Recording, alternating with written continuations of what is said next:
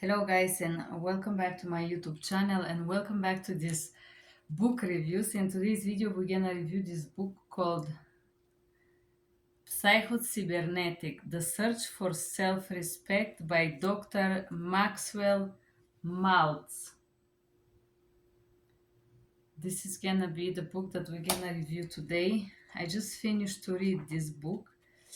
um the first portion was very dense, very interesting, and then it get more like less deep, but it's a good book. Let's start with the most important thing that I find about this book.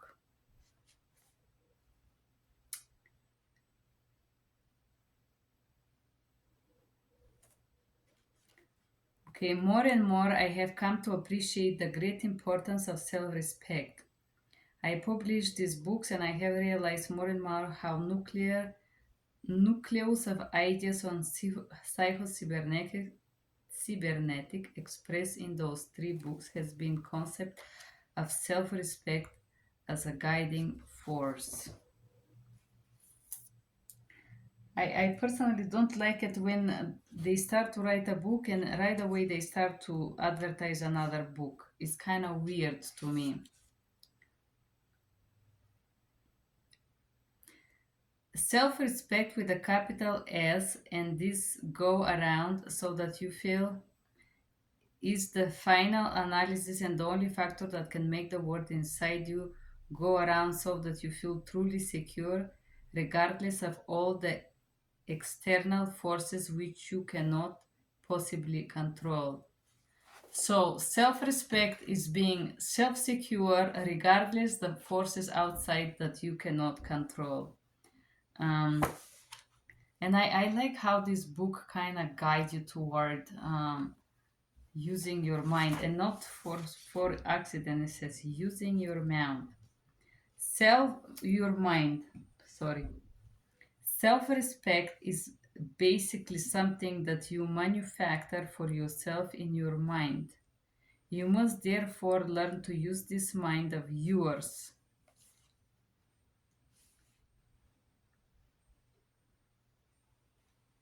Finding the self you like.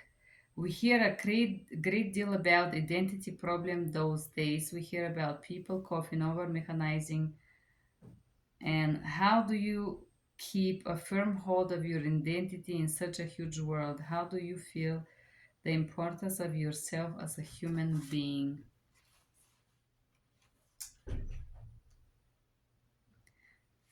Understanding the key of a human dignity is understanding.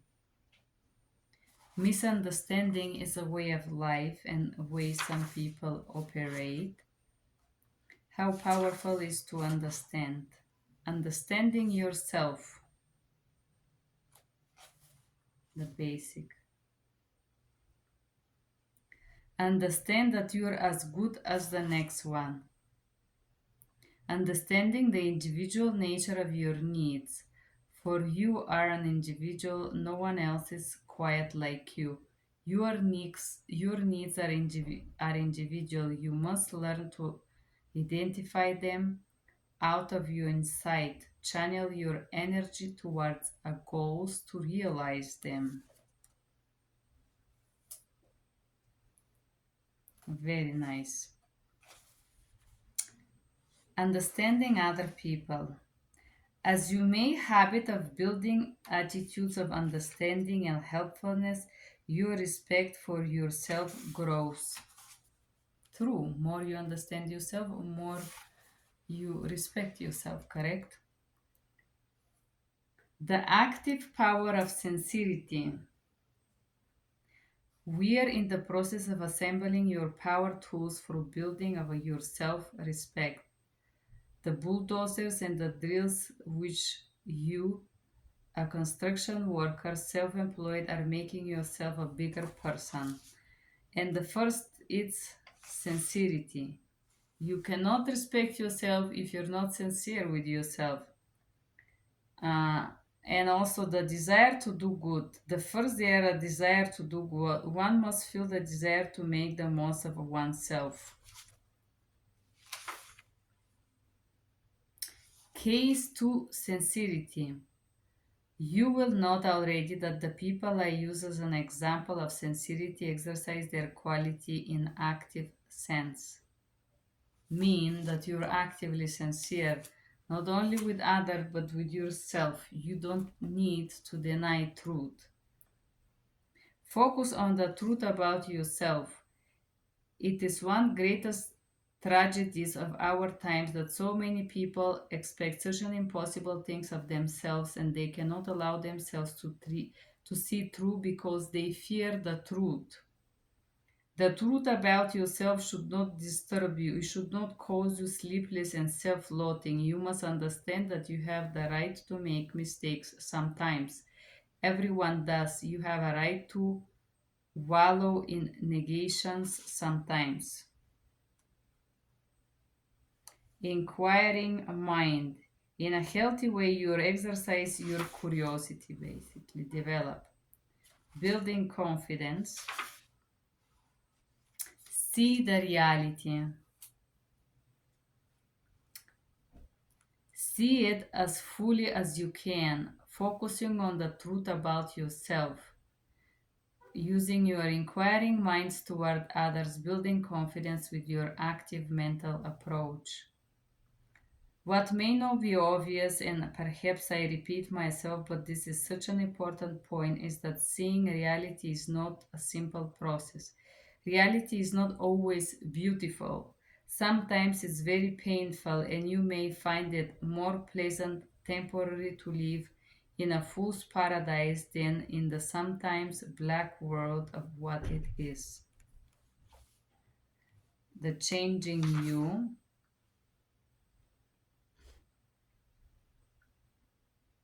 I don't know what he was thinking. He talks about Hitler, but of course, but if so, he was unwise.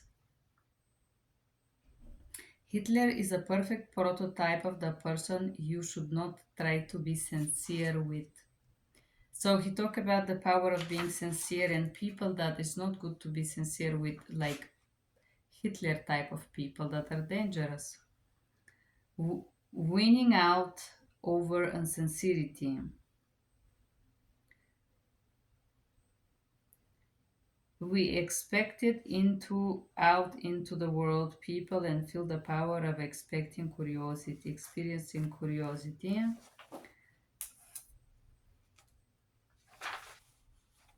I love this book. This portion that talk about winning over insincerity does not say it, but I believe that one of the most important qualities or abilities that a person can have is eventually at one point sit down and be honest with themselves, be truthful eventually. What they do, the consequences of their actions, why they're doing certain things,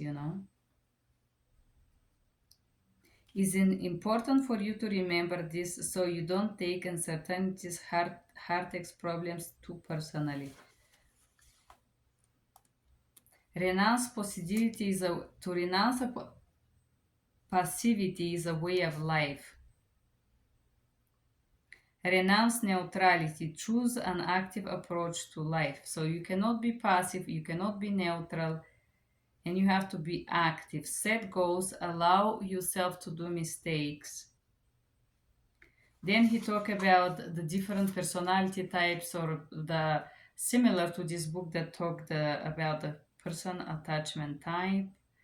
Um, there are people that they're secure, insecure, anxious, this type of attachment.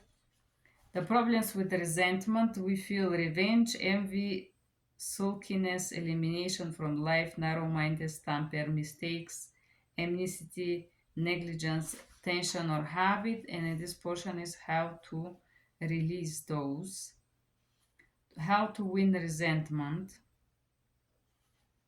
passive approach to it, emptiness. Emptiness and fulfillment. Why people feel empty. The emptiness is lack of trust. Maybe it come from the war, he said. Maybe that's why I feel so bad. There where your problems come from, probably. You still believe that you perhaps thought of your this empty feeling, this bad feeling you cannot win over until you learn to live today in the present, to forgive yourself for what is not your fault and set goals for today. And basically this book is very interesting because some of the portions remind me of The Power of Now of El Cartole. Some portion reminds me of the book Jonathan Livingston and El Gabbiano. A very similar wisdom portions. Let's proceed. Self-respect, opportunity, forgiveness. Beautiful portion that talks about forgiveness and how you cannot live in the present if you're unable to forgive. Use forgiveness as an action. Foresight, find an opportunity, develop and sign. How do you forgive? So, doing so, you improve yourself as a human to achieve self respect. Compassion, how to be compassionate. Forget yesterday and try to relax. Forgiveness. So he doesn't say it clearly, but forgiveness, it doesn't mean that you will accept somebody treating you poorly again. It simply means that you let go of it. Forgiveness, self respect. Then different stories that he narrow about people that he interact with, people that are already probably dead, which is very interesting. Seems like it's actual even today. And now we are to this portion.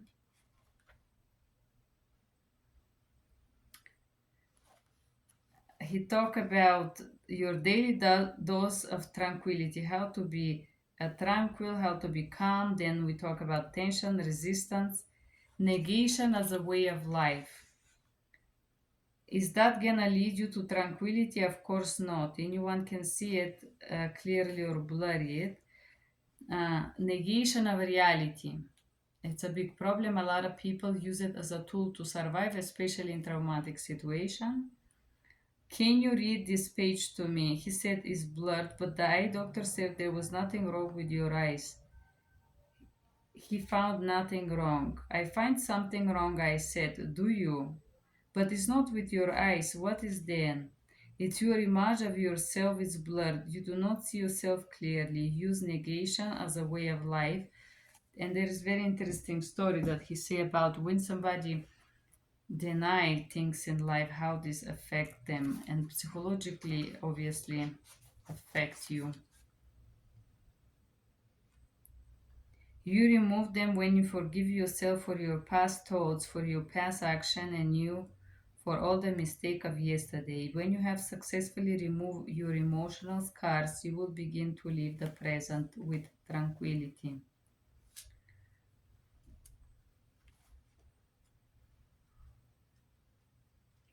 Living in the present, and then we have the integrity. Inquiring mind, good tone, thinkful, focusing. Let me read the portion I told. You are a scope and apply a lotion. You never are passive about your skin. You react on any threat and move quickly to protect your skin, which covers your vital organs. What about your mind? Do you use it? Clearly, remember this. If you do not use your mind is useless to you. If you don't use it, you it's like you don't have it. And a very interesting book, somehow philosophical, about goals and self-respect.